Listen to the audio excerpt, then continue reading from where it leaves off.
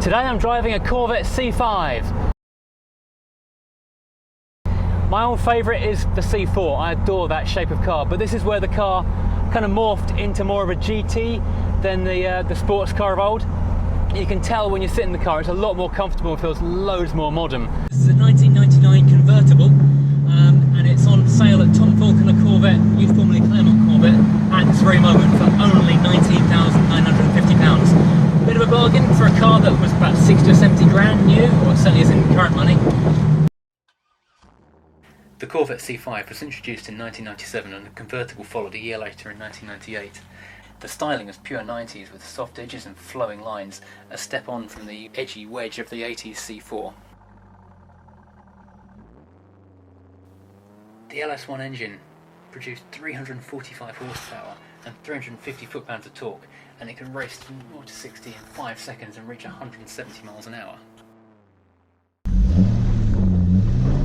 This is the point where the Corvette jumped from being an out-and-out sports car to more of a GT Grand Tourer, bit of a fast cruiser. I mean, the giveaway is the fact that in the boot you've now got room to put a set of golf clubs, which is something that never happened in a Corvette before.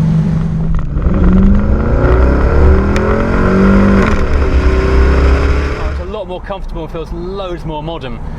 You've got electric windows obviously as before, but you've got electric memory seats now. You've still got that fantastic 5.7 litre V8 in the front, which is awesome. And the gearbox is a little bit more responsive, I think. Maybe that's just a perception, who knows, I don't know. I mean, personally, I would still want a manual in this thing, as it's a sports car, but you know, beggars can't be choosers. But it's a really comfortable thing to drive. The bucket seats, I guess, are designed for slightly bigger Americans, but they fit beautifully. For the last 10 or 15 years, sports cars have gone from being comfortable and fast to very hard and very fast. And this is that kind of point where it's still quite a comfortable seat, but it still does hold you in quite nicely. And to be honest, with all that power in the front, it's pretty easy to chirp the tyres. I mean, if you wanted to, you could leave in a trail of smoke and number 11s every single time, and it's quite hard not to. This particular car has got a baller aftermarket stainless steel quad tip exhaust on it, and yeah, it is loud. Even if you're just idling, the thing is loud. So this car really draws attention to itself. I mean, as if a bright red convertible Corvette doesn't anyway.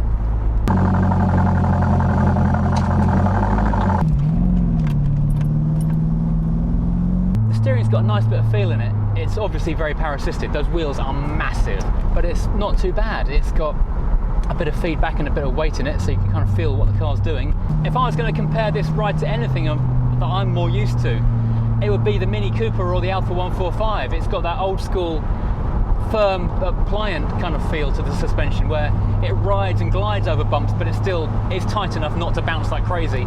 And it is still definitely more of a cruiser than an out-and-out sports car. It's definitely not a car for introverts. If you want to be seen, you want a bright red Corvette convertible. And if you want to be heard, so everyone knows you're coming, you want a bright red Corvette convertible that's got a baller quad exit stainless system sticking out the back of it, so when you really boot it, you know about it. I won't do it here, I'm about to go into a 30-mile-an-hour housing estate. Now, that acceleration I was talking about.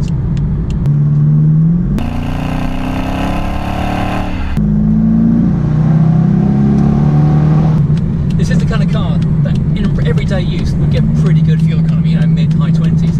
The problem is, it makes an incredible noise, and you just want to keep on doing this all the time, which doesn't do great things for your fuel economy, it does great things for the big smile on your face.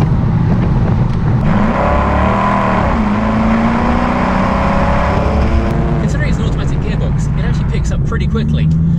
It's never going to be quite as instantaneous as a manual with that feeling of the clutch biting and moving off. But as autos go, this is actually not bad. Bury your foot and it just goes. I think that's the problem with European autos. They're generally married to a 2 litre or less 4-cylinder engine or a 6-cylinder. What you need is just masses in front of a big V8 to make an automatic anyway, really useful.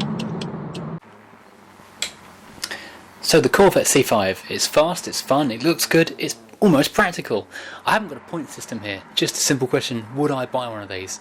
And the answer to this is yes, definitely. So what am I going to drive next week?